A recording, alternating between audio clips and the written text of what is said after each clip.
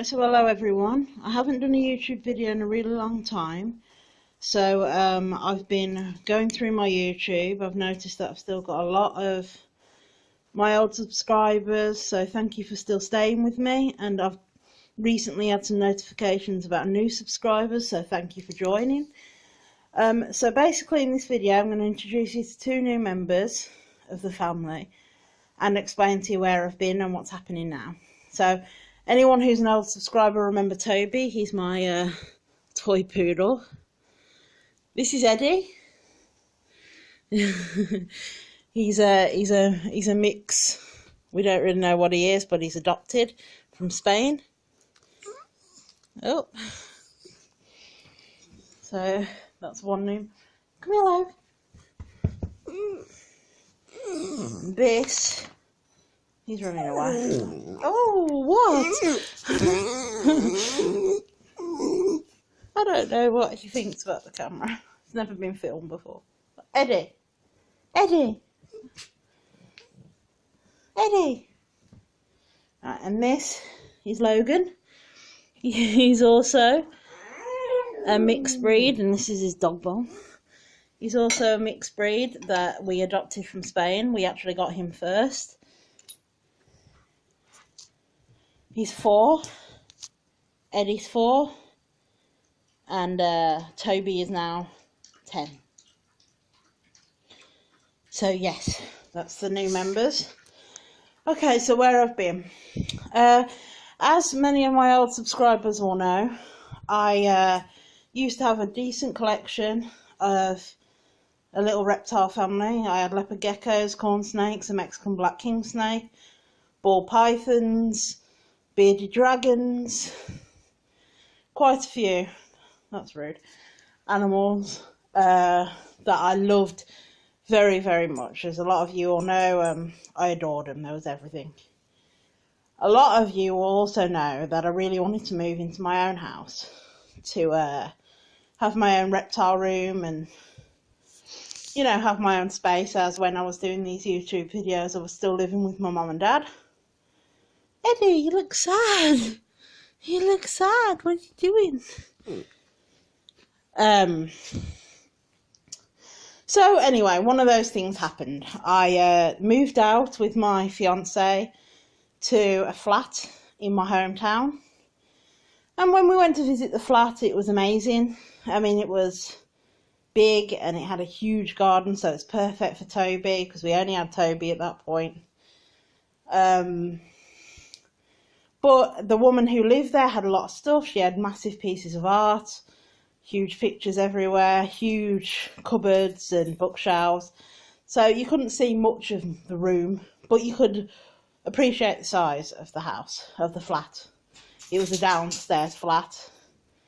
And it was everything we wanted. So it was also a really good rental price, $4.50 a month. It was perfect. So we moved in. It was our very first flat, so obviously we weren't hugely experienced. We had some good support, our family, so that was good. But anyway, when the day came that we moved in and all of the ladies' furniture and that was out, we noticed that there was a lot of damp in the bathroom and kitchen.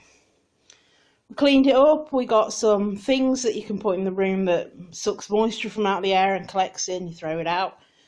And we thought that was Logan. We thought that was enough. It wasn't. Not long after, it all came back, and then we started to notice. That's rude. My dogs like to lick their junk on the camera. We started to notice specks of the damp in the hall and in our bedroom. Sorry, I don't know if you heard that. I don't know if it will come up on the video, but I just got a text, so sorry. The damp got worse and worse and worse, and we eventually spoke to our landlord about it. He came up. I don't know if anyone else's dogs does this. Sorry, I'm getting distracted. But Logan likes to line top of my cushions and make them a weird shape. It's very aggravating. Stop licking your junk on camera. Oi! Oi! What are you doing? What are you doing, ticklish feet? Ticklish feet. Oh. He said he's got a job in London to do, so once he's done that, he'll be right up to figure out our damp situation. Weeks went by, we were texting him, he said he's still in London, but he'll be up as soon as he's done. We got nothing. Eventually he did come back up. He said he still had this work in London, he was just up visiting family. He checked it over.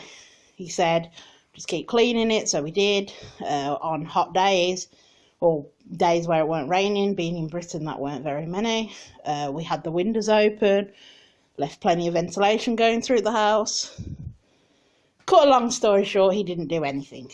We constantly complained, we texted him, we phoned him, and eventually started completely cutting us off, ignoring our emails, our texts, our phone calls, completely ignoring us. So we warned him. We said, look, things are getting really bad. The damp started eating through our furniture. We were throwing clothes, towels, bed sheets, cushions, everything away, replacing them because we needed them, only to have to throw them away again. So that was a nightmare. We didn't have the money for that, and we were certainly losing out on a lot of money. But then it started getting even more serious, because it started eating through even more expensive stuff. For instance, my memory foam mattress, which those of you who have got it will know they're quite pricey. It ate through that. And it was eating through wooden furniture. It ate through our sofa. It ate through cupboards. Everything had to go. So we also started getting health problems. I started getting a terrible problem with my skin. Asthma that I haven't had since I was little came back with a vengeance. My partner also had really bad problems with her skin. And of course, depression was a really bad thing. We would go out and people comment that our clothes smelled of damp, which made us very self-conscious and stopped us from wanting to go out with people. So we became very recluse. The house, we felt we kept it as clean as possible, but we always felt like our skin was crawling whenever we was in it. It was disgusting. We spent most of our time at my parents' house with Toby, but we couldn't do anything with the reptiles. No one had anywhere for us to put them, to get them out of the house. We didn't have anything we could do to get them out of the situation. Plenty we could do for Toby and ourselves, other than, short of moving out. We didn't really have the money to move out. So we contacted him, we gave him fair warning. We said, we've had to throw loads of stuff away. We had plenty of pictures that we sent him that we kept for the council if we needed to go to them. And we said, look, if you don't do anything, if you don't start answering our phone calls and stuff, we are going to have to take this further. He didn't, so we did. We went to the council, we told them what was happening. They sent an expert round. They said that the house was full of 3 types of damp. He did explain what they were called. I can't remember. You got an itch? Why are you crying about it?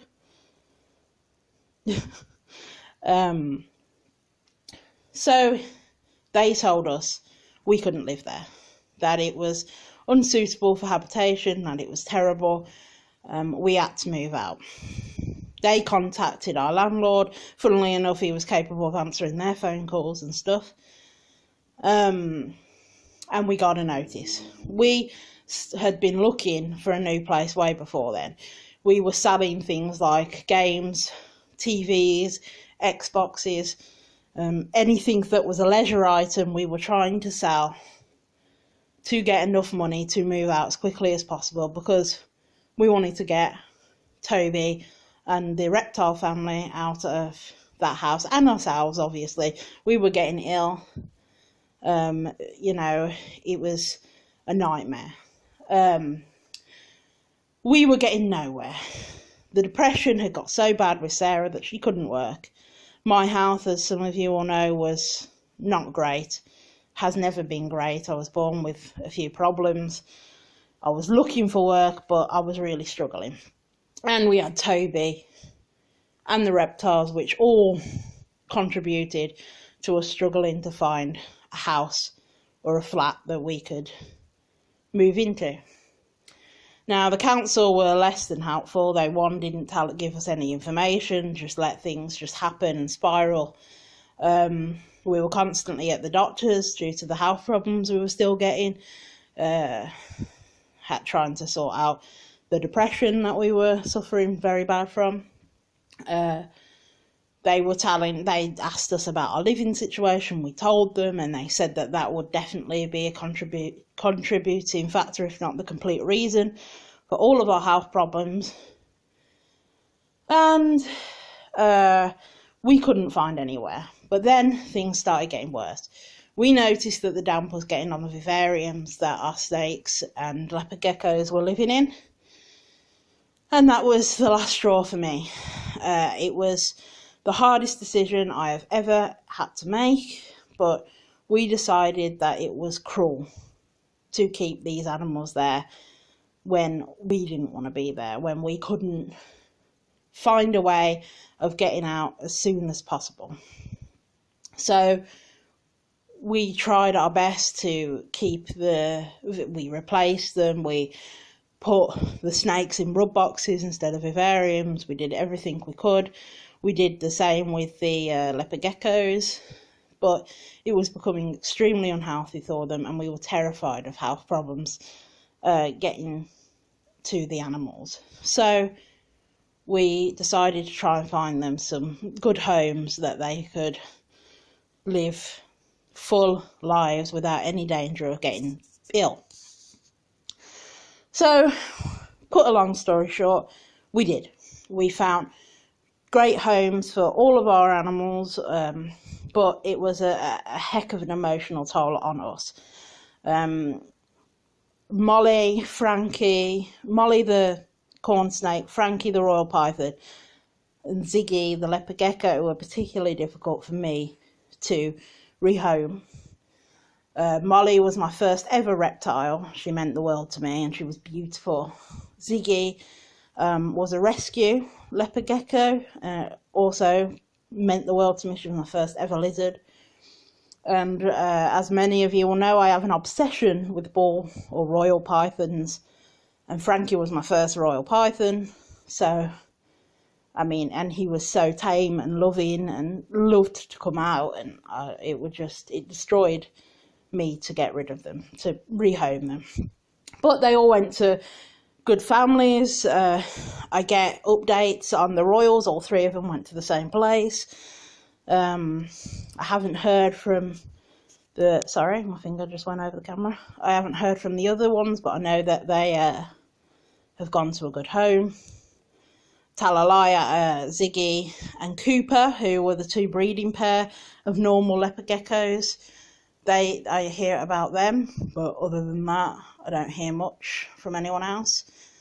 But they've all got good lives. They've got a decent house with people that earn good money, and I don't have to worry about them. But it took its toll on me and my partner. We were devastated. Eventually, we found a house, quite a while away from our family, which, if any of you know us, you know that we're close to our family, so that wasn't ideal. But we needed to find a house. We needed to get out there. We needed to get Toby out of there. So we moved. We moved a while away, and it was a struggle at first, adjusting to not being close to our family, adjusting to not having any of our reptile family with us, getting used to a new town we'd never even visited before, let alone lived in. But we settled, and things have got better. We've been in this house for 5 years now, I think, and we love it. We love the house. It's got a really big garden. We've got 2 bedrooms, so yes, we could have a reptile room if we wanted to. We've got a dining room and a living room, so again, another extra room. We've got a huge kitchen and a huge bathroom. Everything's great here, other than the fact that we don't have our reptiles and we live so far away from our family. And no, I still don't drive, but we're looking into that. Work is better, everything's a lot better. So we are finally at a point in our life where we want to start our reptile family again. So in a couple of weeks I will be getting a royal python baby male. He is a pied het caramel. He is absolutely stunning. I can't wait to get him. I can't wait to meet him properly. It won't be long now. So I'm very, very excited about that. And that will be the start of our reptile family, which will hopefully grow from there. So that is the big information and big news that I wanted to give you. Other than, of course, the other two things that happened over the years is that we got Logan from Spain. Didn't we, Logan? Logan, are you tired? Yeah, we got Logan. And then 2 years ago, or a year, we got Eddie. And our emotional health has got better. I mean, we struggled with it over the years. I'd still say we're struggling with it at times. I think people that do suffer from depression and stuff struggle with it pretty much always. It comes back. But we definitely feel we're ready for this. I feel like my camera's, there we go. I'm not going in focus then. So I'm extremely excited. Sarah's very excited. It feels like the start of something that we've been waiting for a while, that we've wanted for so long. So I can't wait to get back to that. As for breeding, as you know, we used to breed the leopard geckos, but we're not really talking or thinking about breeding any of the reptiles at the moment. Maybe it'll be a future thing, but right now what we want to do is just get back to having our reptile family. We're not so much as interested in breeding as we used to be. Just miss them terribly, and this will never replace the reptiles that are our babies that we used to have. It will never replace them. No royal could ever replace Frankie in particular. No animal could replace them, but it will go a long way to making our family feel whole again. Anyway, so thank you for watching. Please like and subscribe my video. You can now, they didn't have this when I first started, ring the little bell to get notified for when I post a video. Thank you so much for staying loyal to me, those of you who are still subscribers, and thank you so much for the new subscribers. Please share this video so we can get some new ones, and the next video should be me showing you all the stuff I bought for the royal. Thank you so much and have a great day.